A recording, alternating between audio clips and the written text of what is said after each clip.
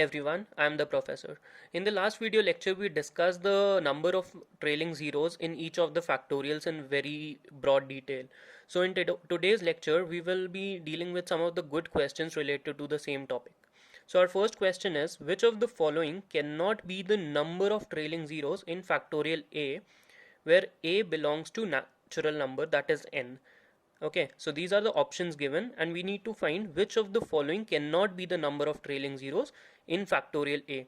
So we've already made a chart kind of a thing in our last video lecture where we have discussed which how number of trailing zeros are skipped at every multiple of 5, every multiple of 25, then at 125 and so on and so forth, right? And that happens because we are getting an extra 5 at such multiples. So let's see, so you can go back to the chart and find out the answer. However, it becomes imperative to understand how to calculate the answer, how to find out the answer when you don't have that chart readily available to you. So let's try to follow our pattern of 6, right? We know that from factorials of 1 to factorial 25, we can get 6 number of trailing zeros, right? Because if we divide factorial 25 by 5, I'll get a 5 and one more, so there would be 6 trailing zeros in factorial 25. So in layman terms, I'll get a 5 from the 5 itself, then I'll get a 5 from 10, then 15, then 20, then 2 5s from 25. So these are the 6 5s that I am getting, and there are ample number of 2s that are present, and by combination of a 2 and a 5, I'll get 10. So there are 6 10s that I can form at factorial 25. And that happens at every multiple, every pack of 25 factorials, right? After which I intend to skip a trailing zero. Okay, so let us see how do we intend to skip a trailing zero. So in the first factorial 5, we get the first trailing zero, right? When we move on to factorial 10, we get the second trailing zero, and so on and so forth until and unless we reach factorial 25. We keep on increasing the number of trailing zero by a 1. When we reach factorial 25, we need to skip a trailing zero because in 25 we get 2 powers of 5 at once. So we get to skip a trailing zero. So I got the number of trailing zeros from 1 to 4. Then I had to skip the number 5, the 5 number of trailing zeros, and then at factorial 25 I got directly 6 trailing zeros. So after every 6 numbers I skip a trailing zero. So the first number that I skipped was 5, the next one would be 11, the next would be 17, the next would be 23, and then we get 29. We get to 29, right? So I have to skip 29, that's for sure. So I know that 29 cannot be a number, cannot be the number of trailing zeros in factorial A. So that's the first answer. Are there any more answers? Because I need to keep on going until and unless I'm sure that these numbers can be the number of trailing zeros.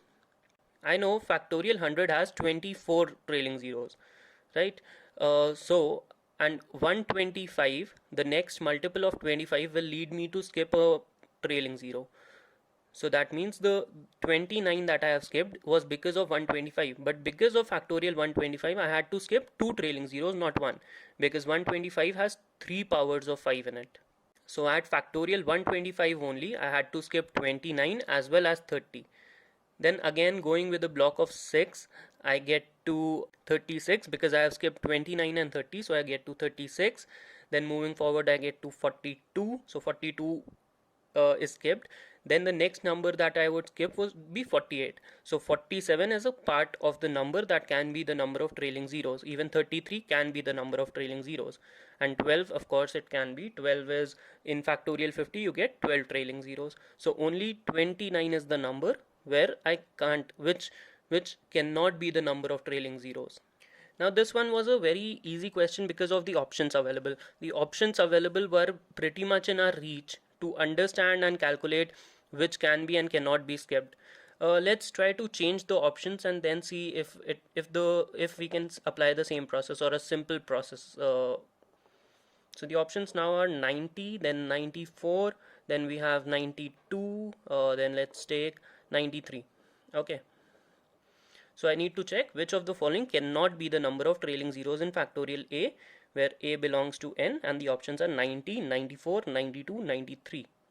Now again, you can of course follow that pattern method and try to reach your answer, but that would be certainly a lengthy process. Let's try to follow a simpler approach. So this time we'll be going backwards instead of going forward.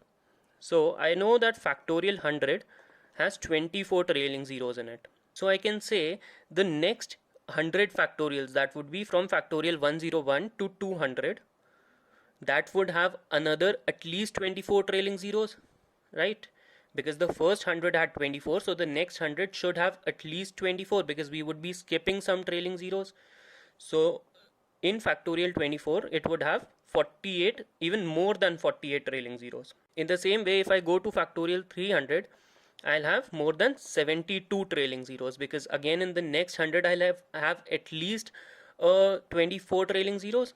So in factorial 300 I'll have more than 72 trailing zeros, and in factorial 400 I'll get to 96 plus trailing zeros. That means more than 96 trailing zeros are present in factorial 400. And since my options available was around 96, so I'll stop here. So I know that around this area, around the area of factorial 400, so numbers around factorial 400, let's take 375 factorial and 425 factorial as our extremes. So these three numbers would be the numbers where we can find our answer. So let's check how many trailing zeros are available in factorial 375. So if I say factorial 375, I need to calculate the powers of 5 only, right? So powers of 5, I'll get a 75 first, then I'll get 15, and then 3. So the total would be 93. So there are 93 trailing zeros available in factorial 375. So I know that this is not my answer, right?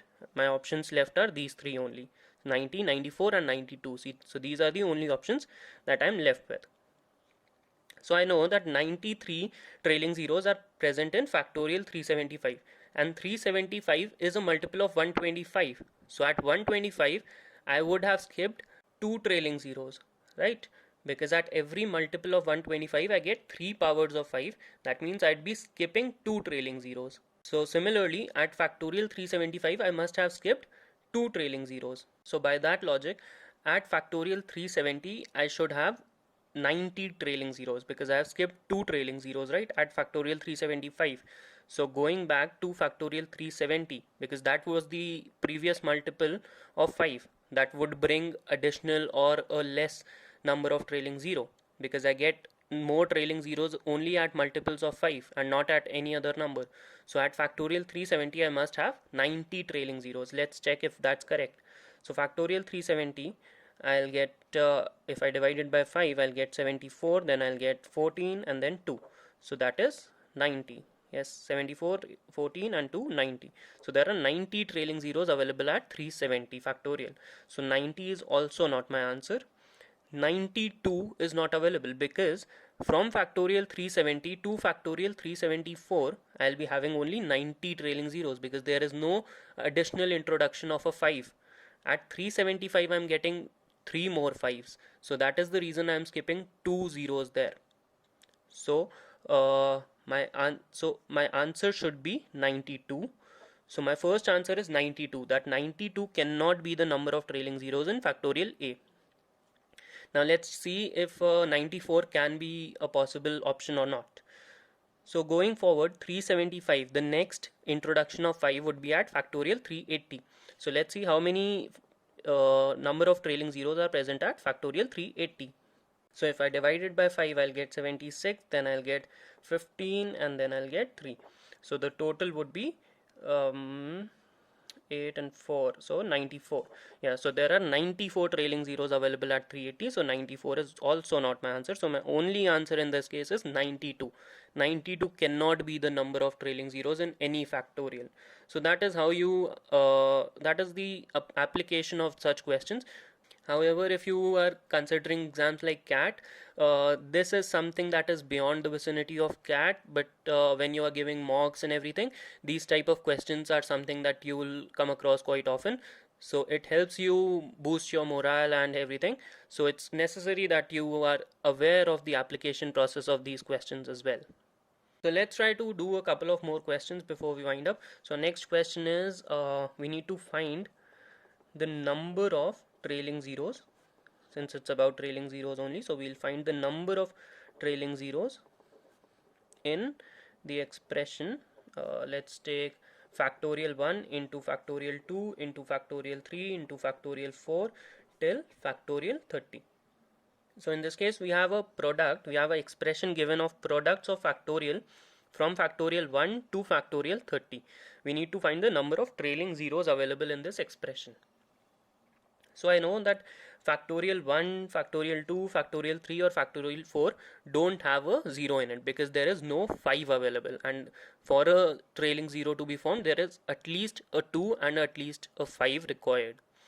However, in these 4 terms there is no 5 available, so the number of trailing zeros from this part of the question is 0, right? So from factorial 1 to factorial 4 I get 0 trailing zeros. Now if I move forward, at factorial 5 I get my first trailing 0, and at factorial 10 I know that there are 2 trailing zeros because 10 divided by 5 will give me 2 powers of 5. So there are 2 trailing zeros at factorial 10.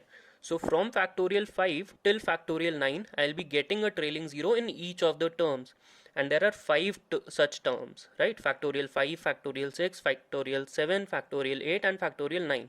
So in all these 5 terms I'll be getting one trailing 0. That means 5 more trailing zeros are available from these 5 terms.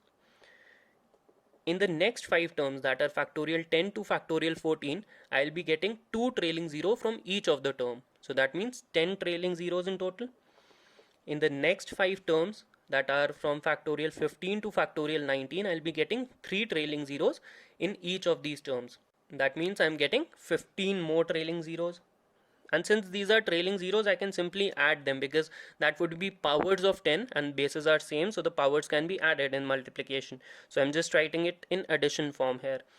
Moving forward to the next 5 multiples, that are factorial 20 to factorial 24, I'll be getting 4 trailing zeros in each of the terms, and there are 5 such terms, which means 20 more trailing zeros.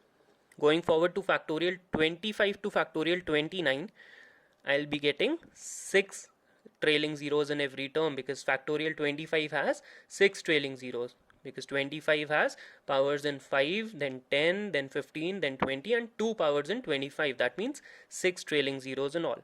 That means I'll get 6 into 5, 30 trailing zeros from factorial 25 to factorial 29, and at factorial 30 I'll be getting another 7 trailing zeros.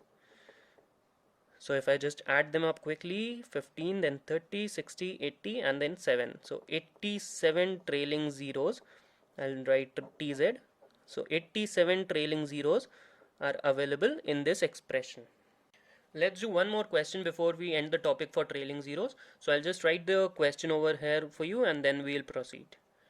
So our question is, if the number of trailing zeros in factorial A is 3 more than the number of trailing zeros in factorial A minus 1, how many 3-digit values can A assume? So we know that the number of trailing zeros in factorial A is 3 more than factorial A minus 1. That is just the previous factorial. There are 3 trailing zeros that have been skipped. How many 3-digit values can A assume? So we are skipping 2 trailing zeros in this case, right? Because the number of trailing zeros is 3 more than the number of trailing zeros and just 1 less than that factorial itself. So we are skipping zeros. Let's see when this happens. At every 5 I get 1 additional trailing zero. At every factorial of 25, every multiple of 25, I get 2 more trailing zeros. At every multiple of 125, I get 3 more trailing zeros, and that is what my question says, that there are 3 more trailing zeros in the previous factorial. So that means this factorial A needs to be a multiple of 125. So let's see how. If I take factorial 125 and count the number of trailing zeros, I'll get 25, then 5 and then 1. That is 31 trailing zeros are present in 125 factorial. If I go for factorial 124, and count the number of trailing zeros in this case. The number of trailing zeros would be 20, then 4. There would be 24 and then 4, that is 28 trailing zeros, right? That means there are 3 more trailing zeros in the next factorial, and that is what our question is asking. So I need to check the multiples of 125, and I only need 3 digit values for a. So a can be 125, the next value of a can be 250, next value can be 375, then 500, then 625, then 750, then 875. The next one would be 1000, so that is not applicable because we just need 3 digit values. So these values can a take.